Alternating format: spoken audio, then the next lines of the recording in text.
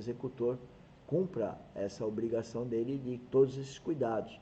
Então, o executor não vai te enganar, porque está na norma o que ele deve fazer para garantir que esse fluido estabilizante esteja estabilizando o furo. Porque se já no caso de não ter o fluido estabilizante, já é difícil de ver o problema, imagina esse que você tem uma lama, um fluido estabilizante dentro do furo, aí que você não vai ver mais nada. E veja, então agora o problema está na garantia que a lama esteja mantendo as suas propriedades, que é de estabilizar o furo. Então é fundamental a gente saber desses nuances que estão aí, né, para poder cobrar isso do executor, né? O projetista, na verdade, ele não precisa saber detalhes de tudo isso, mas agora estando na norma, ele tem como exigir e até passa a entender os problemas decorrentes disso. Eu só também quero reforçar que toda essa experiência que vocês veem na norma foram frutos de problemas que a gente vive, e eu coloco aí lá no item problema geotécnico, quer dizer, tudo isso que a gente fala agora é fruto de décadas de aprendizado, com erros e acertos, né? E aí a gente vai evoluindo a ponto que nós temos uma norma agora, que a primeira vez ela foi feita em 2010, foi atualizada, devia ter sido atualizada em 2015, foi em 2019, né? E já vem incorporando cada vez mais informações que a gente não tinha há 10 anos atrás, né? Para poder cobrar as pessoas que estão envolvidas no processo. Então eu acho isso muito importante e isso que eu estou aproveitando aqui para reforçar.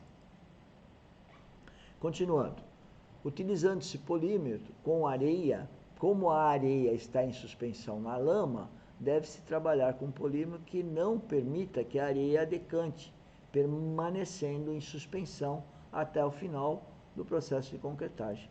Tá? Então, são todos cuidados, enfim, com a ponta da estaca escavada.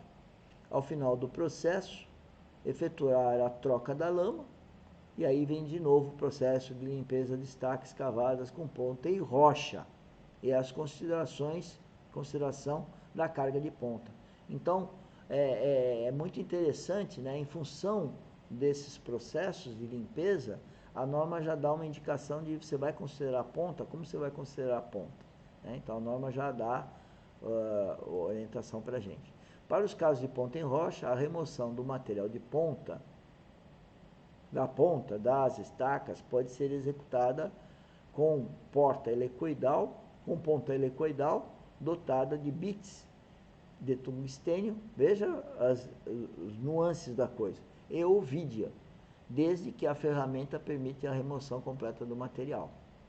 Então está te dando a dica de como fazer isso e cobrar então do executor. Utilizando a lama bentonítica, a desarenação da lama deve ser feita com seu lançamento em um reciclador e está repetindo, né? É o mesmo jeito. 1 a 2 ciclones, vazão mínima de 120 metros cúbicos, o conjunto de altura manométrica, para o sistema de injeção é ar comprimido, ao fundo da... né? Quer dizer, praticamente o mesmo cuidado. O que eu quero destacar mais uma vez, senhores, é que para calcular essa estaca, você não precisa saber nada disso, né? Do ponto de vista de calcular, porque você vai falar estaca, tal comprimento, tal dimensão, tal, deu tanto, tal profundidade. Mas o que você deve tomar cuidado na engenharia de fundações é que, de novo, você tem solos e solos, comportamentos dos solos, nós já falamos bastante disso, já foi esse assunto, mas eu sempre tenho que trazê-lo à conversa, porque eles que são os fatores determinantes, né, para que a gente faça o cálculo numérico, mas o cálculo numérico, as metodologias numéricas, elas consideram alguma coisa do método executivo. Mas se no método executivo, em função do comportamento, aquilo não vinga, ou seja, a resistência de ponta, como é o caso aí, adeus método de cálculo. Ele não está atendendo, porque o método executivo não vai dar salvaguarda a que aquele cálculo corresponda à realidade.